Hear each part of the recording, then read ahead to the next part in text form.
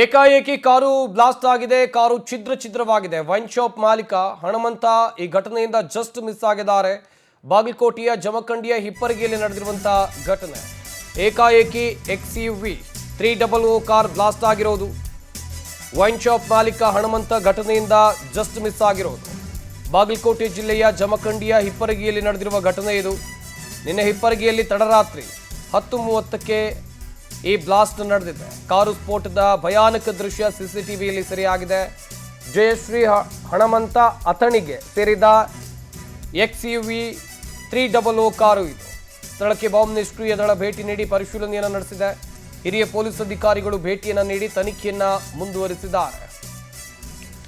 ಏಕಾಏಕಿ XUV 300 car blast ಆಗಿರೋದು. ಈ ಬ್ಲಾಸ್ಟ್ನಿಂದ ಕಾರು ಛಿದ್ರವಾಗಿದೆ. ನೋಡ್ತಾ ಇರಬಹುದು ವಿಜುವಲ್ಸ್ಗಳಲ್ಲಿ.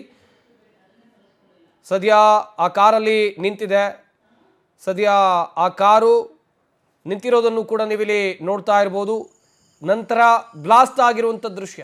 ಬ್ಲಾಸ್ಟ್ ಆದ ಬಳಿಕ ಏನಾಯಿತು, ಹಾಗಾದರೆ ಈ XUV ಕಾರು ಬ್ಲಾಸ್ಟ್ ಆಗೋ ಕಾರಣ ಏನು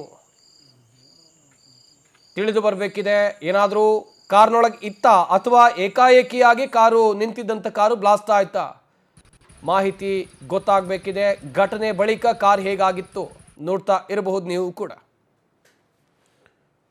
ಸ್ಥಳಕ್ಕೆ ಬಾಂಬ್ ನಿಷ್ಕ್ರಿಯ ದಳದವರು ಕೂಡ ಭೇಟಿಯನ್ನು ಕೊಟ್ಟು ಪರಿಶೀಲನೆಯನ್ನು ಮಾಡಿದ್ದಾರೆ ಎನ್ನುವ ಮಾಹಿತಿ ಇದೆ.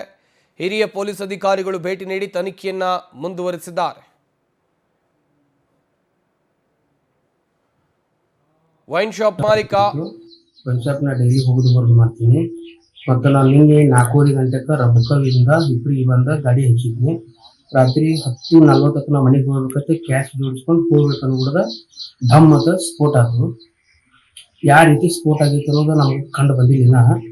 ಮತ್ತು ಅದ್ರ ಸ್ಪೇಸ್ಗಳು 200 ಫೂಟ್ 300 ಫೂಟ್ ತನಕ ದೂರ ಹೋಗಿದ್ದಾವು. ಗಾಡಿ ಎಲ್ಲ ಇಂಜಿನ್ ಅದೆಲ್ಲ ಪಾರ್ಟ್ಸ್ ಎಲ್ಲ ಒಡೆದು ಹೋಗ್ಯಾವು.